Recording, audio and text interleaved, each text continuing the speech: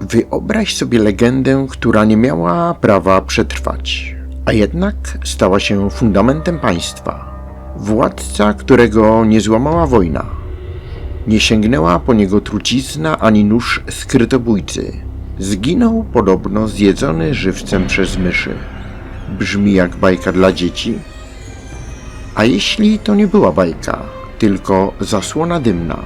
A jeśli pod tą groteskową legendą kryje się krwawa zmiana władzy, upadek starego porządku i narodziny dynastii, która przez kolejne 1000 lat będzie pisać historię Polski? Bo legendy nie powstają bez powodu. Czasem są wygodne, czasem kogoś chronią, a czasem legalizują władzę. Czy legendę można wykorzystać do stworzenia dynastii? Dziś Popiel i myszy. Legenda, która wygląda jak moralitet dla dzieci, a brzmi jak polityczny akt oskarżenia spisany dla przyszłych piastów. Zacznijmy od tego, co najważniejsze. Najstarszy zachowany zapis tej historii pochodzi z kronik Galla Anonima, autora piszącego na dworze Bolesława Krzywoustego na początku XII wieku. I to jest klucz. Gall nie pisuje legendy dla zabawy. On buduje mit założycielski dynastii. Tłumaczy, dlaczego piastowie mają prawo rządzić. Gall wspomina Popiela jako władcę wygranego, którego dotyka nękanie przez myszy. Tak uporczywe, że słudzy próbują go ratować, wywożąc go w inne miejsce. Oddajmy głos samemu kronikarzowi w tłumaczeniu Romana Grodeckiego. Pamiętajmy, Gall pisał po łacinie. Opowiadają też starcy sędziwi, że ów Popiel, wypędzony z królestwa, tak wielkie cierpiał prześladowanie od myszy, iż z tego powodu przewieziony został przez swoje otoczenie na wyspę, gdzie tak długo w drewnianej wieży broniono go przed owymi rozwścieczonymi zwierzętami, które tam przepływały, aż opuszczony przez wszystkich dla zabójczego smrodu unoszącego się z mnóstwa pobitych myszy, zginął śmiercią najhaniebniejszą, bo zagryziony przez potwory. To nie jest jeszcze rozbudowana scena z ucztą, trucizną i jeziorem Gopło. To raczej znak klątwy, coś jak kara boska, która nie odpuszcza nawet władcy. I teraz uwaga, w popularnym obiegu mówi się Mysia wieża w Kruszwicy. Tyle, że część przekazów i interpretacji wskazuje, że u Galla lokalizacja nie była jeszcze tak jednoznacznie kruszwicka, a późniejsze kroniki dopiero przypięły tę historię do konkretnego miejsca. Gall opowiadał tę scenę inaczej, a Kruszwicę mocno podpiął dopiero Długosz. Wersja, którą dziś zna większość z nas, jest o wiele bardziej dramatyczna. Popiel ma żonę, czasem w opowieściach nazywaną księżniczką z obcych stron, i to ona ma podsycać pychę, chciwość i okrucieństwo. Popiel rządzi źle, lud cierpi, a starczyzna często mówi o wujach. Próbuje go powstrzymać. No i dochodzi do punktu zwrotnego. Uczta, zaproszeni krewni, pojednawcze słowa, a potem trucizna. Ciała ofiar zostają wrzucone do wody. W niektórych wersjach to jezioro Gopło. A stamtąd przychodzi kara. Nie rycerze, nie buntujący się, ale plaga gryzoni, która oblega wieżę i pożera Popiela oraz jego żonę.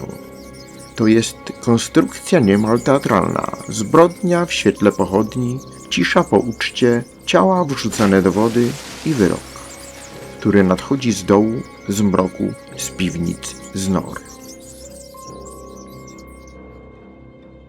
A teraz moment, w którym większość słuchaczy mówi: no tak, a Mysia wieża w Kruszwicy?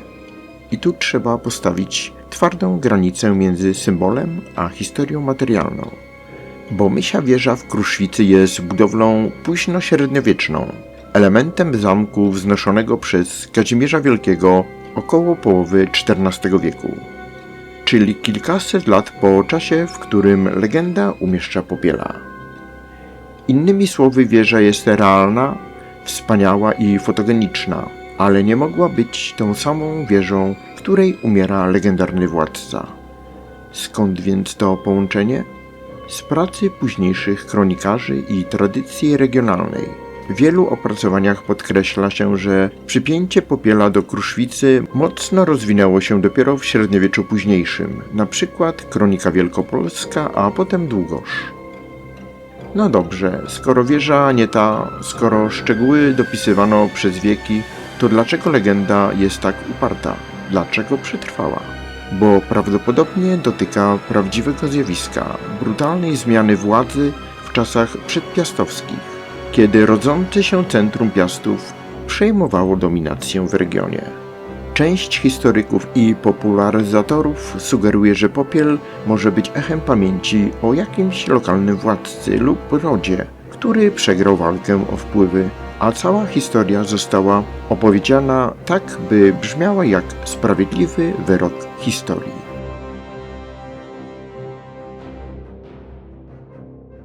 A myszy? To może być najciekawsze. W symbolice średniowiecznej i ludowej plaga bywa znakiem zepsucia, gnijących zwłok, złamania tabu, kary za skrytobójstwo lub mord, niczym plagi egipskie. Jeśli w opowieści pojawiają się wypalone ciała i wrzucenie ich do wody, to myszy mogą być obrazem tego, co wraca dosłownie i moralnie. Jest też interpretacja bardziej polityczna. Myszy jako metafora drobnych, których tyran lekceważył, ludu, wojowników, przeciwników, którzy w końcu go rozszarpią. Taki sens pojawia się w omówieniach, które przywołują hipotezę, że myszy mogły symbolizować realnych wrogów, a nie gryzonie. Właśnie tu legenda jest najmocniejsza. Tyran w wieży myśli, że jest bezpieczny, bo ma mury, a historia mówi, nie ma murów przed konsekwencją. Legenda o popielu to nie tylko straszak, to opowieść o tym, jak nowa władza tłumaczy światu swoje prawo do rządzenia. Stary ród był zły, zginął haniebnie, my przyszliśmy jak ratunek. I dlatego zaraz obok popiela pojawia się Piast, człowiek z ludu, sprawiedliwy, gościnny, wybrany. To klasyczny mechanizm mitu założycielskiego.